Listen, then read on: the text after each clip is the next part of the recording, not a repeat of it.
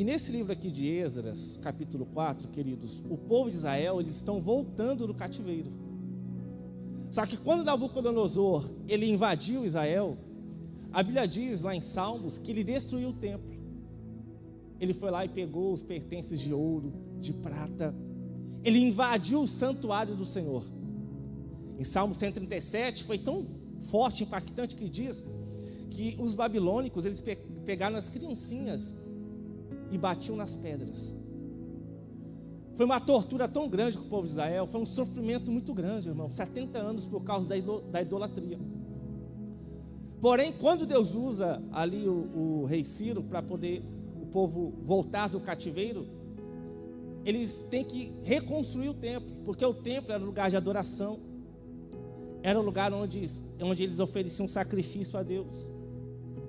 O templo de Salomão, irmãos, ele era cheio de ouros, para você ter uma noção. Quando a gente faz o alicerce da casa, a gente coloca o quê? Concreto, não é? Os alicerces do templo de Salomão, o verdadeiro templo, tá? Não estou falando aquilo lá não é a imitação. O verdadeiro templo de Salomão, a fundação dele era de pedras preciosas.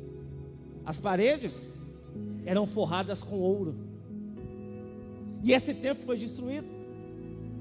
Esse templo, a glória dele era muito grande, só que ele foi destruído. E quando a gente chega aqui em Esdras capítulo 4, o texto diz assim: lida a cópia da carta do rei Artaxerxes, na presença de Reum, do secretário Sinsai e dos seus companheiros, eles foram depressa a Jerusalém e forçaram os judeus a parar. Nesse texto, eles forçaram os judeus a pararem a reconstrução do templo. Coloca no versículo 24, por favor. E assim a obra do templo de Deus em Jerusalém foi interrompida. O que eu quero pregar hoje, queridos, é sobre o tempo perdido. Talvez você começou algo que Deus mandou você fazer, mas por algum motivo você parou. Um dia Deus mandou você construir algo, você começar algo, e por algum motivo a gente parou de fazer isso. Pode ser por problemas pessoais, provações, talvez por erros, por pecados, por desânimo. Mas um dia Deus se apresentou a nós e falou assim: comece uma obra que eu tenho mandado. Só que por alguma razão essa obra foi interrompida. Sabe quantos anos, irmãos, que essa obra foi interrompida aqui do templo? Vocês querem saber? Em torno de 15 a 16 anos. Eles perderam em torno de 15 a 16 anos daquilo que Deus tinha para eles. Eu até separei uma reflexão bem interessante a respeito disso. Eu li algo, irmãos, que me chamou muita atenção. Essa reflexão, ela fala sobre o último adeus. Essa reflexão, ela fala assim, que havia um jovem que ele vivia ocupado com seus projetos, muitos sonhos, projetos, e sempre ele falava para o pai dele, idoso: pai, assim que eu terminar meus projetos, eu vou passar mais tempo com você. E o pai, paciente, ele sorria e respondia para o seu filho: eu vou estar esperando, filho, para a gente fazer aquela viagem, para a gente passar aquele tempo juntos. Só que os dias foram virando meses, os meses foram virando anos, e o jovem até alcançou seus objetivos. Ele cresceu, ele prosperou, ele conquistou, mas ele nunca cumpriu a promessa para o pai, que um dia ele teria esse tempo para o pai. Até que um dia ele recebe a ligação, e o seu pai havia partido. O texto diz que ele correu para a casa onde ele cresceu, e ao entrar no quarto do pai, ele encontrou a cadeira vazia ao lado de um relógio parado, e no relógio um bilhete: esperei por você em cada minuto, mas lembre-se, o tempo não para, mas o amor nunca deveria esperar. Esse jovem, ele viveu o tempo dele. Ele gastou o tempo dele com aquilo que não era necessário para gastar. Ele usou o tempo dele, irmãos, de uma maneira que não foi da forma mais sábia. Olha que Deus me deu essa mensagem que eu nem sabia que o pastor Luiz Fernando ia pregar aqui. Eu nem sabia. Oi? Agora coloca, por favor, Sérgio, aqui em Ageu, capítulo 1, versículo 2. Depois de quase 16 anos que a obra estava interrompida, que eles tinham perdido o tempo, Deus vai levantar um profeta que se chama Ageu. Sabe o que significa Ageu? Minha festividade. Deus sempre gostou de festa, irmãos. Esse negócio, para que congresso? Deus sempre gostou de festa. Tinha a festa das cabanas, a festa da Páscoa, que nós celebramos até hoje, e tantas outras festas que o próprio Deus instituiu na Bíblia, hein? E Deus levanta o profeta Ageu para falar o seguinte, olha só. Assim diz o Senhor dos Exércitos. Quem que está falando? Deus. Este povo afirma, ou seja, Deus estava usando o profeta Ageu para dizer assim, esse povo, eles falam uns para os outros. E o que eles falavam? Ainda não chegou o tempo de reconstruir a casa do... Sabe por que a gente não vive o tempo de Deus? Porque a gente não renuncia o nosso tempo. Assim como aquele jovem não renunciou o tempo dele para poder passar tempo com seu pai, a gente nunca viveu o tempo de Deus, porque a gente não renuncia o nosso tempo para viver o tempo dele. 16 anos e o povo falava, não é tempo de reconstruir não. Não é tempo não de fazer aquilo que é para honrar o Senhor. Vamos fazer o que nos apraz, vamos fazer o que é agradável aos nossos olhos. O povo não vivia o sobrenatural de Deus e o projeto de Deus, porque eles eram egoístas. Eu vou correr atrás dos meus sonhos, vou correr atrás da minha casa, vou correr atrás do meu carro, vou correr atrás do meu melhor salário, vou correr atrás de tudo que eu posso conquistar nesse mundo. Mas eu quero fazer uma pergunta muito séria para você. No grande dia a gente não vai apresentar para Deus nem a nossa casa nem o nosso carro. Nós vamos apresentar para Deus o que nós fizemos com o nosso tempo. Quando você lê o livro de Apocalipse, está escrito que a única coisa que vai nos seguir quando a gente morrer serão as nossas obras. O que eu fiz para o meu irmão?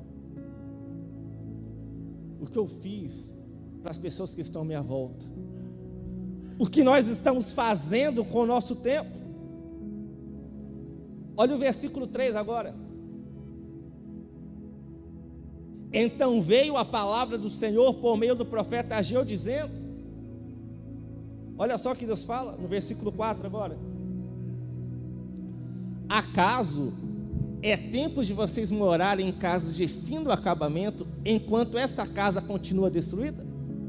O templo de Deus não tinha culto, gente. Eles não se importavam com isso. E Deus então faz uma pergunta: vocês acham que é justo? Vocês estão morando numa casa, chique, bela, enquanto o meu templo, a minha casa está destruída. Deus questiona o povo, irmão, sabe por quê? Porque aquele povo não sentia a falta de Deus. Eles honravam as suas próprias vontades, mas eles não queriam honrar a Deus, deixando os seus prazeres. Versículo 5. No versículo 5, Deus, Ele vai chamar a gente para uma conversa, para uma reflexão. Só há mudança de verdade quando você começa a refletir no que precisa mudar na sua vida. Enquanto você não parar, ouvir a voz de Deus, só até escrever no livro, hein? Pare tudo e ouça a voz de Deus. Enquanto você não parar e ouvir a voz do Senhor, não vai ter mudança. Olha o que Deus fala com o povo. Versículo 5, isso, né? Agora sim diz o Senhor dos Exércitos: vejam aonde os seus caminhos os... Você sabia que o caminho que a gente pode estar tomando hoje pode estar levando a gente para o fracasso e a gente pensando que está indo para o sucesso? Você sabia que a gente está colhendo hoje muitas vezes são fracassos de escolhas erradas que nós fizemos. Versículo 6. Esse versículo é bem pesado, irmão, mas segura um pouquinho aqui. Olha só. Vocês têm plantado muito, mas têm colhido. Eles não prosperavam. Eles trabalhavam. Não era pouco não, irmão. Naquela época a questão de plantação aqui, eles sobreviviam. Eles plantavam, trabalhavam. Esse ano a colheita vai ser boa. Quando chegava para a colheita era o eterno fracasso, aquele ciclo vicioso de miséria, de derrota. Irmãos, eu passei por um tempo de tanto fracasso na minha vida, que tinha manhãs que eu acordava que eu tinha vontade de chorar, porque eu não entendia por que as coisas não mudavam na minha vida. E esse povo estava vivendo isso.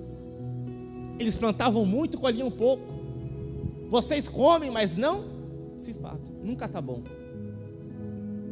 Hoje eu comi um panetone de R$100. Tá ruim. Quero algo. Nunca está bom.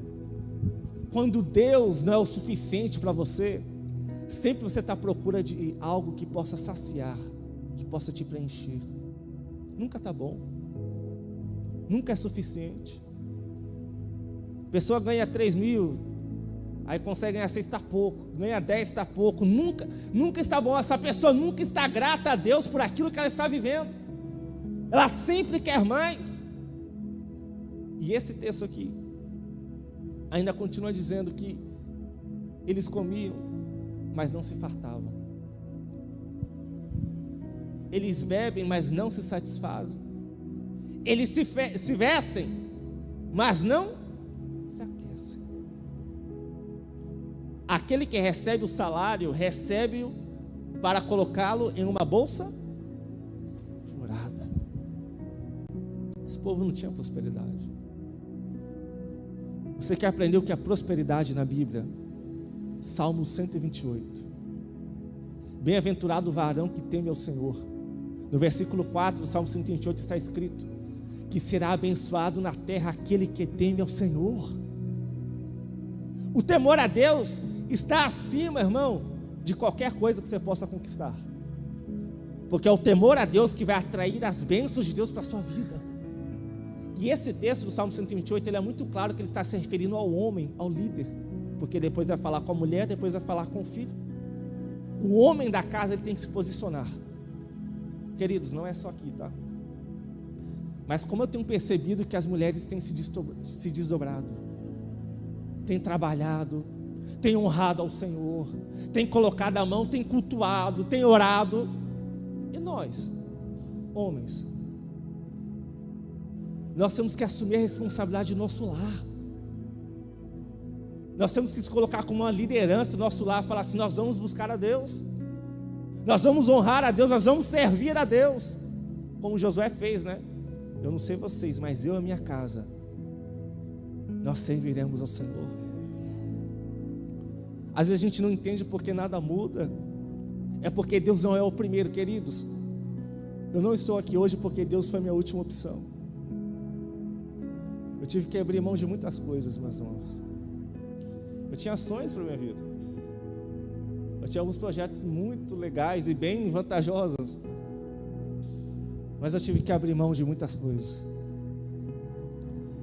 Às vezes a gente não precisa ser milionário, a gente só precisa ter o que é suficiente para sobreviver na presença do Senhor. O problema não é o teu salário, como esse próprio texto aqui fala, mas o problema é que Deus não era honrado. 16 anos de tempo perdido, sofrendo, batendo a cabeça na parede, tanto esforço para nada. Já aconteceu com você? Você se esforça, você parece um certo lugar, não consegue comprar nem a bicicleta, nem o Monark, né? Irmãos, a minha casa, graças a Deus, não tem faltado nada. Mas quando eu começo a olhar para as coisas assim, eu comecei a reparar que eu não tinha dinheiro para nada. Eu olho para o fogão da minha casa, Deus me abençoou. Eu olho para o armário da casa, Deus me abençoa. Eu olho para casa, no meio da pandemia, Deus abençoa. Meus irmãos, até esse celular, nunca que eu teria dinheiro para comprar um celular desse. Sabe o que aconteceu? Quando eu fui comprar o celular, que era um seminovo, veio por defeito. Aí a mulher falou, pega esse outro que é igual. Aí também, ela, nossa, o que está acontecendo? Meus celulares não tem defeito. Aí peguei um outro, falei assim, também estava com defeito. A mulher ficou tão constrangida que ela falou assim, pega esse celular aqui novo e paga do jeito que você puder. Meus irmãos, quando Deus quer abençoar, não importa a cidade. Hoje, se eu quiser, eu posso mudar de cidade. Se eu quiser, hoje eu posso tomar outro rumo para a minha vida. Mas eu quero estar onde Deus me mandou eu estar. Querido, eu amo estar com vocês. E o que eu puder ajudar, estou aqui para poder ajudar. Nós precisamos ser movidos por aquilo que é do céu. Nós estamos sendo movidos pelas coisas materiais. Se você ler Lucas capítulo 15, todo mundo já viu aqui a parábola das 100 ovelhas, né? O que aconteceu? Tinha 100 ovelhas, perdeu uma, não foi? Aí Jesus conta a parábola das 10 dracmas. Eram 10, perdeu uma. Aí eram 2 filhos. Um pegou o dinheiro e perdeu tudo. Jesus está falando sobre percas materiais. Olha isso. Só que quando o pastor achou a ovelha perdida, ele se alegrou, sim ou não? Quando a mulher achou a moeda de prata perdida, que era a dracma, ela se alegrou, sim ou não? Quando o pai viu que o seu filho voltou, que estava perdido, ele se alegrou, sim ou não? Aí está o segredo dessa parábola.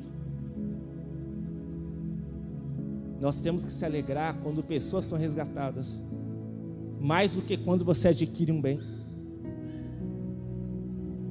O pastor, gente, naquela época, achar uma ovelha, era dinheiro. Uma moeda de prata. E quando você vê a história lá do irmão do filho pródigo, ele ficou triste, porque ele falou assim, pai, o Senhor nunca me deu para desfrutar dos seus bens. E ele não ficou alegre pela volta do irmão, ele ficou triste pelo churrasco que o pai fez. Nós não podemos mais ser movidos por conquistas humanas, materiais. Nós temos que ser movidos por almas, porque o próprio Jesus disse que há mais alegria no céu quando um pecador se arrepende.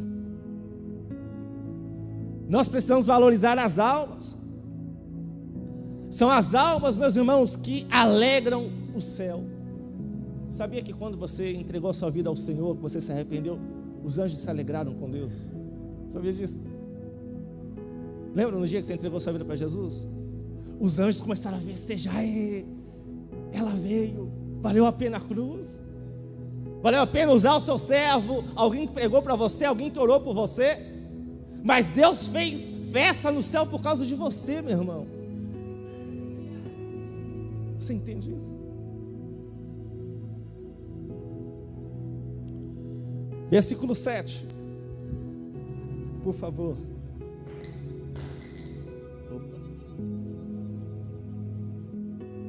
Versículo 7.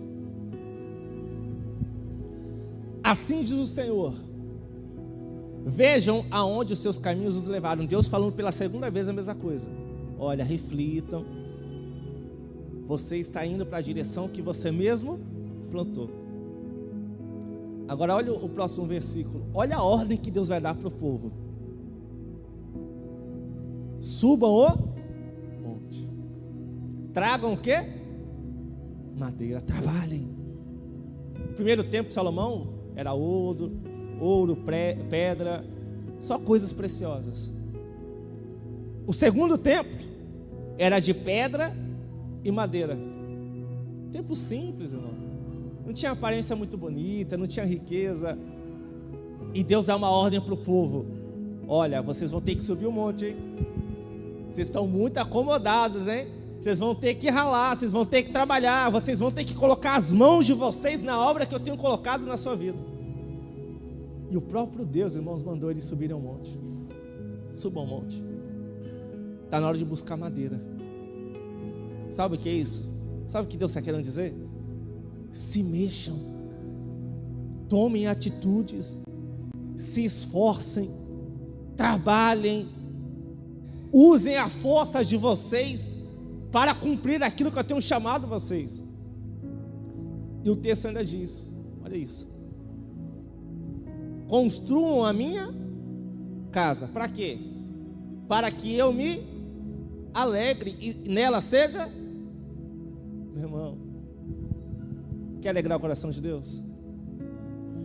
Faça o que Ele mandou você fazer. Trabalhe, se esforce. Nós precisamos alegrar o Senhor, irmãos. Talvez nós estamos vivendo um tempo onde nós só estamos provocando a ira de Deus com nossas atitudes, com nossos erros, com nossos pecados. Nós precisamos alegrar ao Senhor, porque quando a gente alegra o Senhor, o nome dele é glorificado através do trabalho das suas mãos. Não é para o irmão Vitor, não é para o pastor Roberto, não é para o pastor Luiz, é para a glória de Deus.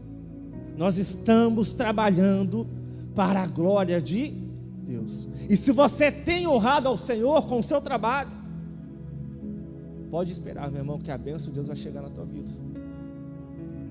O tempo da colheita vai chegar para você.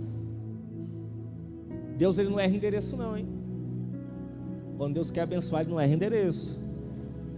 Deus falou para Elias: vai para o ribeiro de Querite, que eu vou mandar os corvos que te sustentem lá. Você acredita que Elias só ficou lá esperando?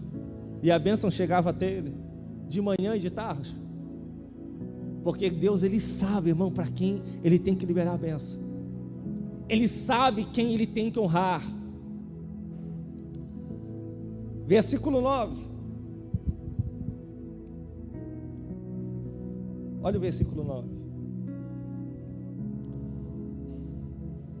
Olha o que o texto diz: esperaste muito e houve pouco. Deixa eu ver como está a versão aqui. Vocês esperam muito, mas eis que veio pouco. Sabe aquela pessoa que ela só sonha? Ah, eu tenho um sonho. Só sonha a vida inteira e não alcança nada. Meu irmão, vai virar mais um ano aí, né? 2025. Aí as pessoas: ah, esse ano eu vou não sei o quê. Esse ano. Meu irmão, o que você tem que refletir é o que está te impedindo para alcançar o que você tanto quer alcançar. Quais são os problemas? Antes de viver sonhos, você tem que resolver problemas. Está assim de problemas na sua vida para resolver. E você está calado diante de Deus? Ora ao Senhor, clama ao Senhor. Peça para Deus te dar estratégia, sabedoria, conhecimento, força para você enfrentar os problemas que estão impedindo de você de alcançar o muito que você tanto espera. Todo mundo quer ter uma grande colheita. Todo mundo quer alcançar muito. Mas tem muitas coisas que estão impedindo você de alcançar isso muito. Esse texto do versículo 9, ele mostra a frustração. Tem um texto, não lembro agora, mas está em Provérbios, que fala que quando você tem uma esperança e essa esperança é adiada, ou seja, ela não acontece, o seu coração adoece. Você quer ver uma pessoa doente? É uma pessoa, vou dar um exemplo, tá? Uma pessoa que, exemplo, quer ser mãe e não consegue. Com o tempo ela pode adoecer, como Ana, que o texto diz que ela só chorava e não comia. Talvez pode ser qualquer outro sonho que você tenha, mas quando você tem uma esperança, um sonho de alcançar algo grande, isso não acontece, seu coração vai adoecendo com o tempo. Isso se torna até uma brecha do diabo começar a ferir o teu coração. Olha lá, na vida da irmã aconteceu. Olha lá, na vida do fulano aconteceu, na sua não. Deus não gosta de você, nunca vai acontecer com você, você nunca vai ser feliz, você nunca vai alcançar o que você sonha. Meu irmão, os sonhos que você tem estão nas mãos do Senhor. Mas Deus tem que ser o primeiro lugar na sua vida. O próprio Jesus pregou sobre isso, gente. Ele falou assim em Mateus 6,33.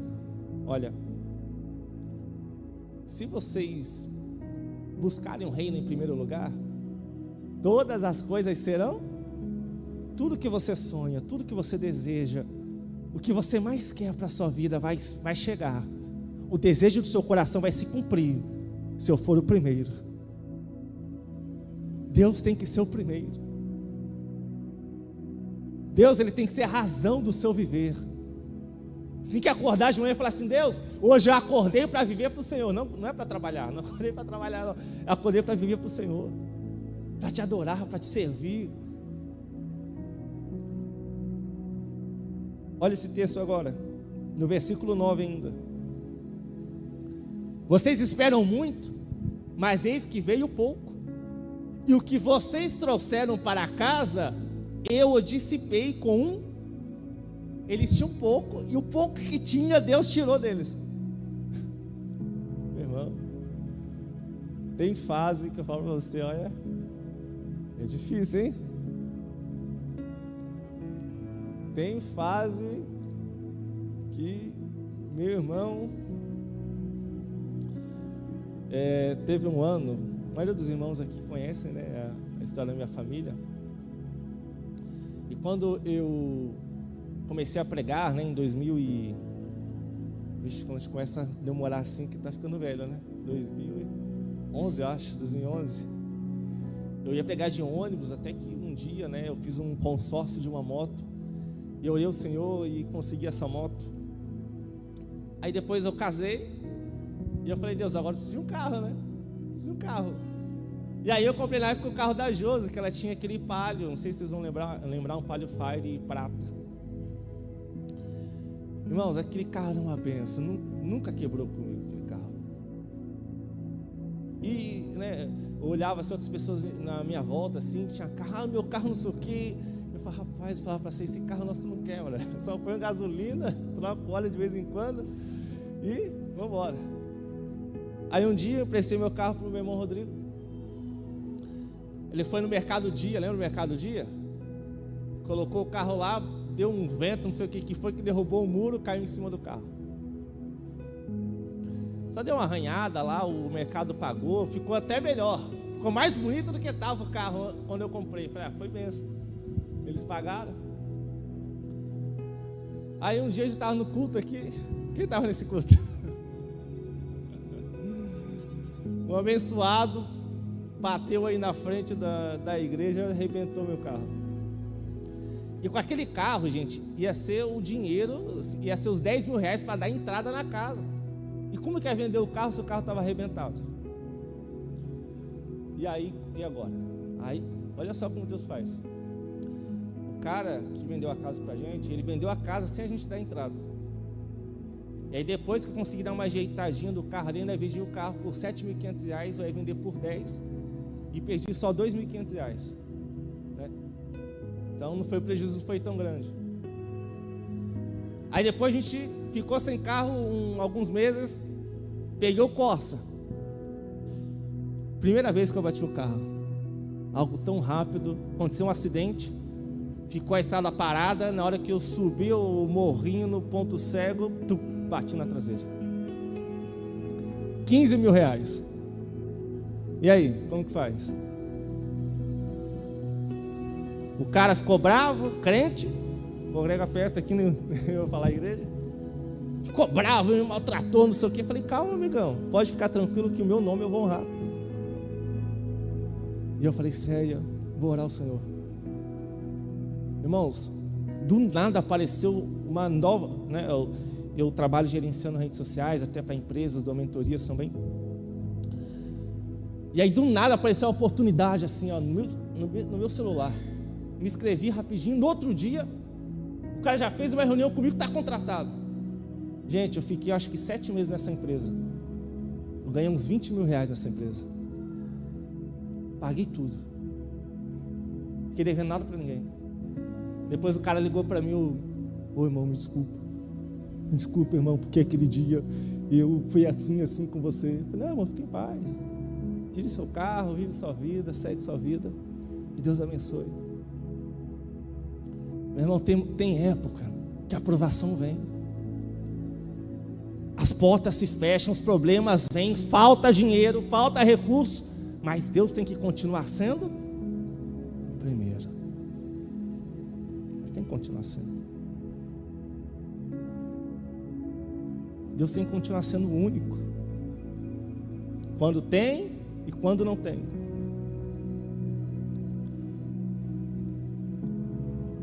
Versículo 9.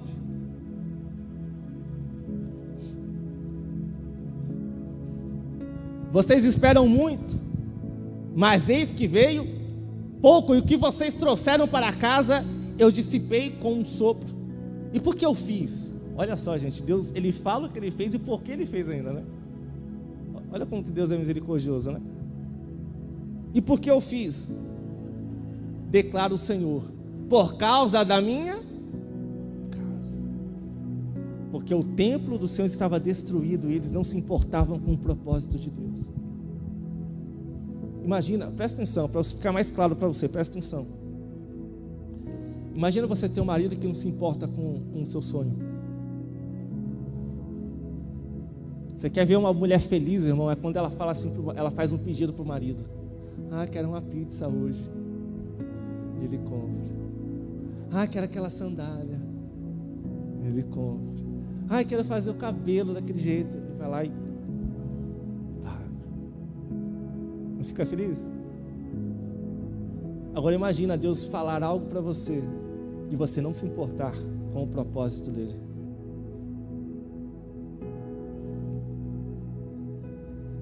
Deus, irmão, Ele não vai pedir para a gente algo impossível, Ele vai pedir algo que a gente pode fazer.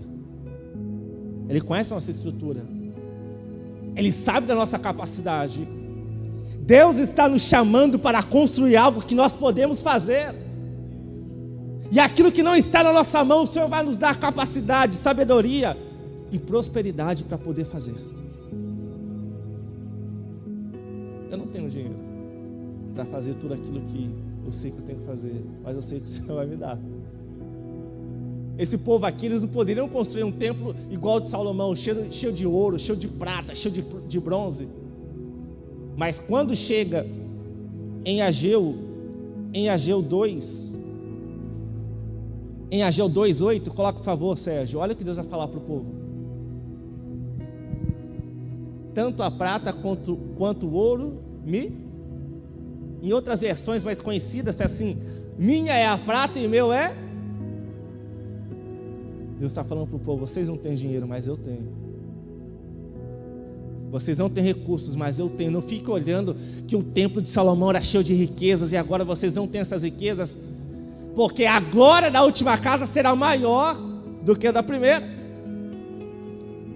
O templo de Salomão era uma glória extraordinária, mas o templo de pedra e madeira, a glória seria muito maior, porque o próprio Deus, Jesus Cristo, entraria nele. Coloca por favor, Sérgio, em Ageu capítulo 1, versículo 10.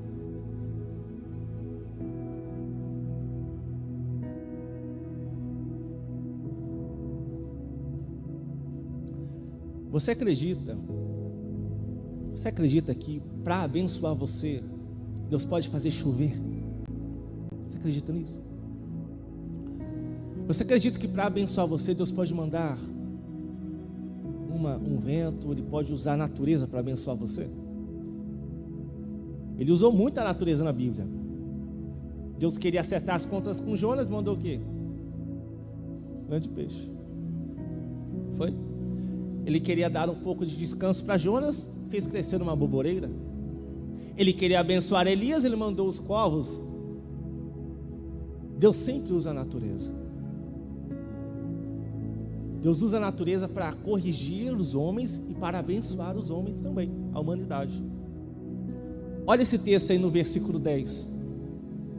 Olha o que está escrito: por isso, por causa de vocês, o céu reteve o orvalho. Vocês sabem que o orvalho é aquele sereno que cai toda madrugada. Pode não chover, mas as plantas são cuidadas por Deus pelo orvalho. As árvores ficam cheias de gotículas de água que os insetos tomam aquela água, os passarinhos tomam aquela água. E Deus, gente, com a ira dele por causa da desobediência do povo, Deus falou assim: quer saber? Nem orvalho não vai ter. E sem chuva e sem orvalho, o que acontece com as plantas? O que acontece? Secam, morrem. E se não tem água para poder alimentar as plantas, vai dar fruto? Não tem fruto, o que vai acontecer? Vão passar fome. O próprio Jesus pregou sobre a chuva. Jesus falou assim: olha, a chuva ela cai sobre pessoas boas e pessoas ruins, pessoas justas e pessoas injustas, porque a chuva é um símbolo da graça. Quando cai a chuva, meu irmão, é Deus mostrando a bondade dele. Ó, você nunca me serviu, você nem me honra, mas eu estou mandando a chuva sobre a sua casa. Ou você serve ao Senhor, Deus está falando assim: olha, meu servo, estou derramando a chuva sobre o seu lar. A chuva também, ela pode simbolizar as provações, porque o próprio Jesus falou que tinha 2 casas que vieram tempestades, uma estava sobre a rocha, ficou de pé, a outra estava sobre a areia, foi destruída. Porque a provação é assim, quando você menos espera, ela vem. Pode ser que não venha hoje, não venha amanhã, mas a provação ela vai chegar. E nesse texto do versículo 10, Deus está dizendo para o povo: fui eu que fiz os frutos acabarem, fui eu que deixei a terra seca. Você sabia que os seus maiores problemas podem ter sido causados por Deus? Pesado, né? Olha o versículo 11. Versículo 11. Nos campos e nos montes provoquei uma seca que atingiu o trigo. Eles esperando a plantação do trigo, Deus falou assim: ó, eu atingi o trigo. Aquilo que vocês esperavam não vai acontecer, porque eu estou impedindo que a bênção chegue em vocês.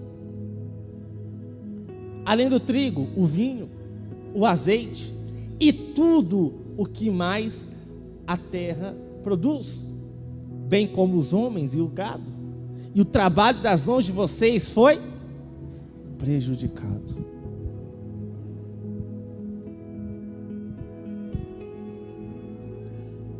Meus irmãos,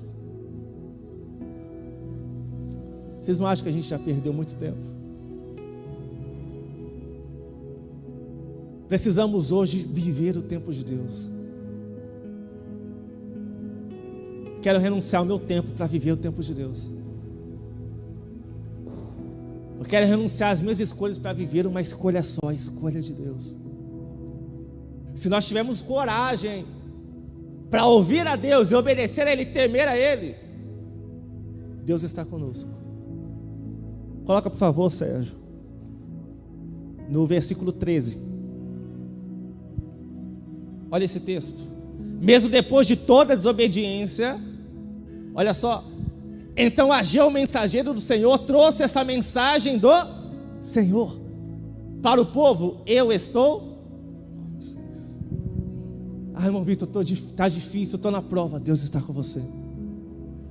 Irmão Vitor, está faltando. Deus está com você. Você tem que ter a plena confiança e fé que o Senhor está com você, mesmo quando você erra. Eu acho que a única coisa que pode sustentar uma pessoa na presença de Deus é a própria presença dEle. Não adianta a gente fazer coisas para prender as pessoas. A gente não tem que usar uma coleira espiritual para poder segurar as pessoas.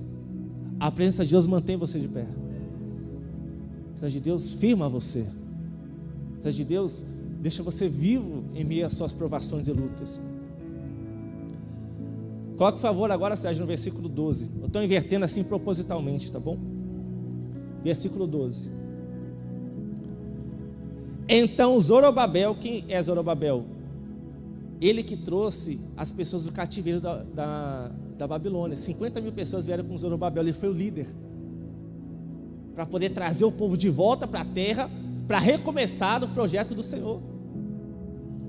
Então Zorobabel, filho de Seatiel, filho de Jeozadak, o sumo sacerdote, e o restante do povo obedeceram. Esse é o versículo chave de Ageu. Meu irmão, Deus pode usar quem for na tua vida.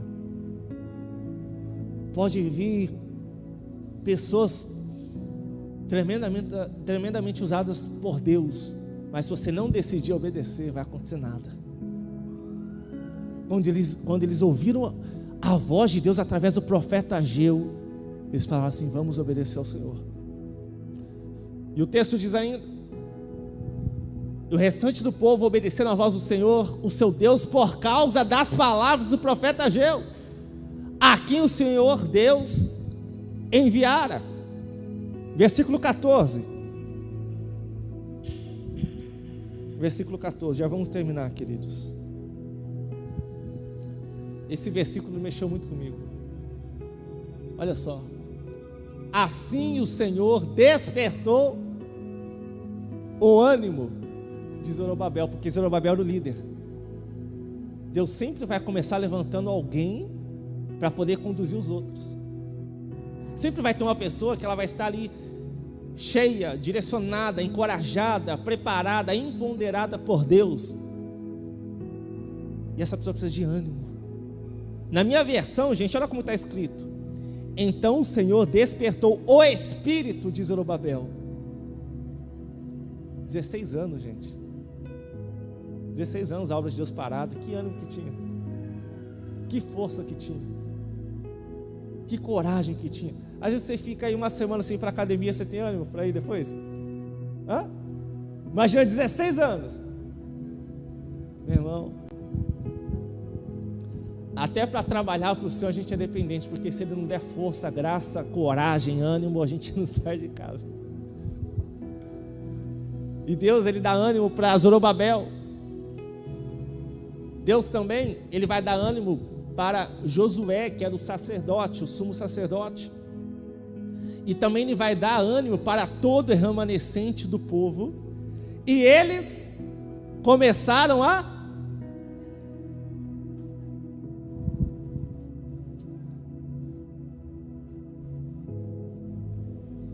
meus irmãos, às vezes a gente não faz o que Deus mandou a gente fazer porque a gente não tem mais força.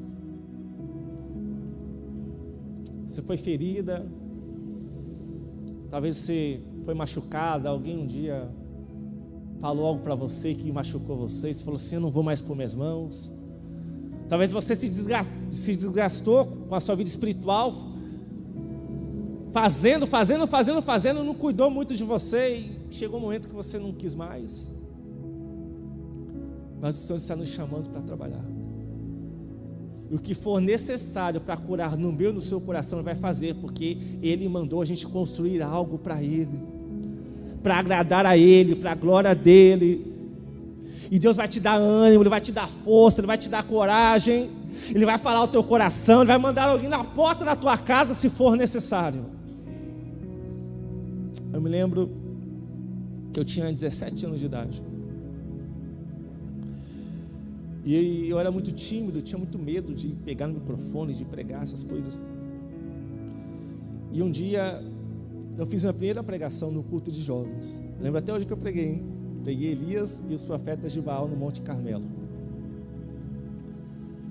Passou alguns dias, era um domingo de manhã, eu estava de pijama. E de repente chegou um pastor e a sua esposa em casa. Esse pastor, ele era conhecido da minha irmã mais velha. E bateram lá, chamaram lá no Arapongal que eu morava. E eu falei assim: ó, Raquel, acho que é para você. Aí ela foi lá: ô pastor, você está aqui e tal. Nem era da igreja que eu congregava, era de outra igreja.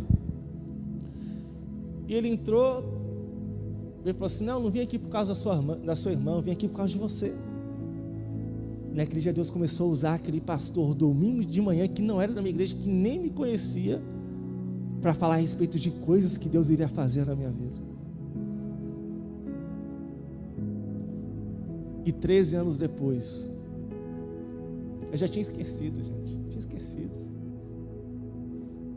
Eu nem lembrava mais. E Deus usou uma pessoa para falar a mesma coisa, que há muito tempo eu não ouvia, nem lembrava mais. Meu irmão, Deus está nos chamando para fazer o que Ele mandou fazer. E todas as barreiras que diante de você vão cair.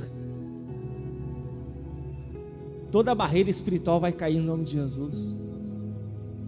Todas as provações que estão diante de você, Deus vai derrubar, porque tudo aquilo que está diante do propósito de Deus cai, irmão.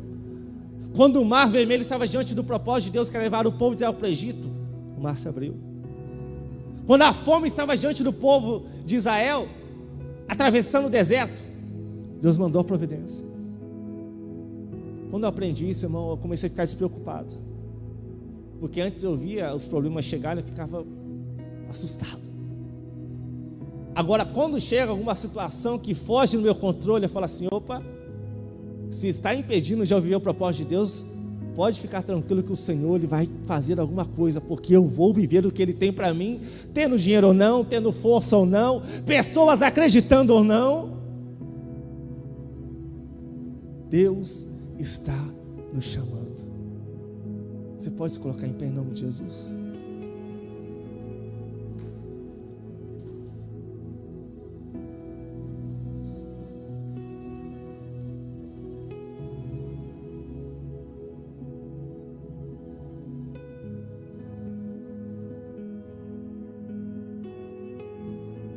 Talvez você não acredita mais. Ah, irmão Vitor, meu tempo passou. Ah, irmão Vitor, eu acho que Deus esqueceu. Eu acho que... Não, meu irmão. O tempo pode até ser que você perdeu bastante tempo, como eu já perdi muito tempo. Mas o Senhor continua nos chamando para continuar algo que ficou pelo caminho. Se posicione. Tome uma decisão. Não tenha medo do sofrimento. Esses dias o Senhor falou comigo que às vezes a gente renuncia o que Ele nos chamou para fazer porque a gente tem medo do sofrimento. A gente sabe que vai passar luta, a gente sabe que vai passar problemas, a gente sabe que vai passar por situações. Não tenha medo do sofrimento.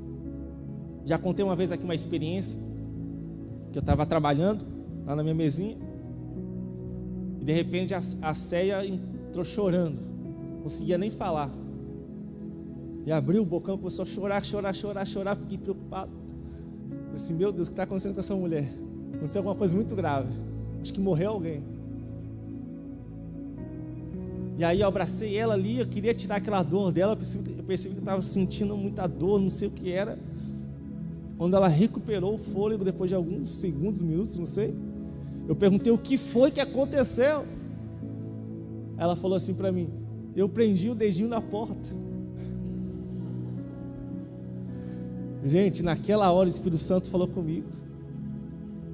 O Espírito Santo falou assim: Vitor, assim como você queria tirar a dor da sua esposa, você não podia, você só pôde abraçar ela. Muitas vezes você sofre. Eu não posso tirar a sua dor, você vai sentir, mas eu estou com você, te consolando, te fortalecendo, te encorajando. As provações vão chegar, meu irmão, você vai chorar, você vai passar problemas, mas o Senhor está com você. E mais, hein?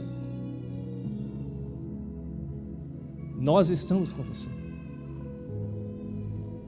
Nós precisamos estar com nossos irmãos nos momentos de dificuldade, de dor, de choro, de luta. Eu sei que talvez você não consiga se abrir com todo mundo, é algo natural, mas eu sei que tem alguém aqui que você pode pedir uma ajuda, você pode pedir uma oração, você pode pedir um conselho. Existem pessoas aqui que estão preparadas para poder te ajudar. Então não fique sofrendo sozinha. Se é para chorar junto, vamos chorar junto. Senhor, é a Tua misericórdia, Pai, que nos sustenta. E nessa noite, Senhor, nós reconhecemos, Deus, que o tempo perdido, ele aconteceu, mas a Sua voz está nos chamando, Senhor. O Senhor está nos convocando, Senhor, para continuar, para deixar para trás as coisas velhas, Senhor, e viver algo novo, Senhor, porque realmente a glória da última casa é muito maior, Senhor. Então renova, Senhor, enche, capacita, encoraja, prepara, Senhor. E aquelas pessoas, Senhor, que estão com dom, Senhor, paralisados de tocar, de cantar, de pregar, de fazer aquilo que o Senhor chamou, Senhor, desperta essa noite. Desperta, Senhor, o ânimo, desperta, Senhor, a fé, desperta, Senhor, a coragem. que o Espírito do Senhor venha tocar sobre os corações, despertando para algo, Senhor, poderoso para um novo tempo. Em nome de Jesus Cristo, Senhor. Que a Tua palavra faça efeito em nossas vidas, Senhor. Em nome de Jesus Cristo. Amém? Meus irmãos. Deus tem chamado os seus, Deus tem escolhido os seus, Deus Ele tem feito, e nós não podemos ficar de fora. Não fique de fora do propósito do Senhor. Não fique de fora daquilo que Deus tem para fazer nessa geração. Começando por nós, começando pela nossa casa, pela nossa família. Esses dias, para terminar rapidinho, pode sentar um minutinho que eu vou contar, pode sentar, vai ser uns 5 minutinhos. Esses dias eu fui para o sítio do meu sogro. Só que lá estava sem conexão com a internet. Eu precisava fazer uma reunião importante, né? E aí fui para lá, tive que voltar. E aí voltei, graças a Deus deu tudo certo, né? E aí eu vim para o culto. Isso foi na sexta. Aí no sábado eu voltei. Fiquei aqui sábado, no domingo vim para o culto. Domingo depois do culto eu voltei para o sítio. Domingo de manhã, 5h43 da manhã, chegou um homem batendo lá no sítio do meu sogro, chamando. Estava uma chuva, gente, uma chuva. E o homem todo molhado, aquele cheiro de sujeira com água molhada. E o homem não estava muito bom assim, mas ele chegou naquele horário, chamando meu sogro. E 2 semanas antes, meu sogro estava aqui em casa. Ligaram para ele da igreja de lá, falando que tinha um homem bêbado, que tinha feito a maior bagunça dentro da igreja. E aí, quem chegou de manhã na casa dele, quando eu estava lá? Esse mesmo homem, dizendo assim: seu Cláudio, eu vim pedir perdão. Eu vim pedir perdão, seu Cláudio, porque Deus mandou eu aqui. Eu acordei 4 horas da manhã e não consegui mais dormir. Esperei só amanhecer para poder vir aqui na sua casa. E aí eu escutando. Lá tem muita galinha, né? Então os galos começam a cantar, você não dorme. Você tem que acordar junto com. E aí meu sogro me chamou. Irmãos, nós começamos a orar por aquele rapaz. E de repente ele começou a chorar, começou a rir, ele começou a se humilhar diante de Deus. Ele aceitou Jesus. E ele não conseguia mais se levantar, ele ficou caído. Ele começou a falar assim: irmão Vitor, o que está acontecendo comigo? Eu estou sentindo algo que eu nunca senti. Eu falei assim: deixa Deus limpar você. Deixa Deus tirar esse vício de você. Deixa Deus limpar teu coração. Deixa Deus tratar a sua vida. E ali ele ficou vários minutos, uns 20 minutos, meia hora, irmãos. E ali ele aceitou Jesus. E aí, amém, foi uma bênção. De manhã, nessa mesma manhã, e às 7h11 que voltar, era segunda de manhã, voltamos para registro, porque eu tinha que trabalhar. E aí quando foi na terça, estava cansado, viaja para lá, viaja para cá, e com horas de madrugada com as galinhas. Falei assim: essa terça eu vou ter que acordar um pouquinho mais tarde. Era umas 9 horas da manhã, mais ou menos. Eu comecei a ouvir um choro no meu quarto.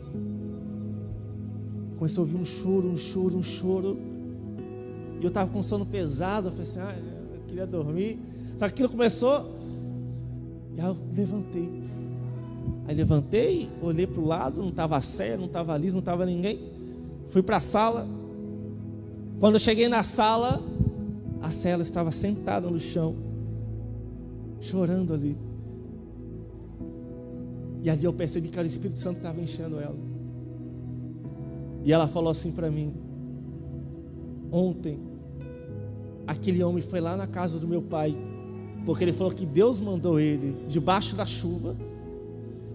E depois que ele aceitou Jesus, ele ficou tão grato que ele foi lá, comprou pão e queijo e trouxe para a gente tomar café. E aquilo mexeu muito comigo, porque ele foi grato a Deus, por mais que foi um simples gesto. E ela começou ali a ser tocada pelo Espírito Santo. E eu deixei ela ali no cantinho. Meu irmão, eu quero que Deus venha encher minha casa.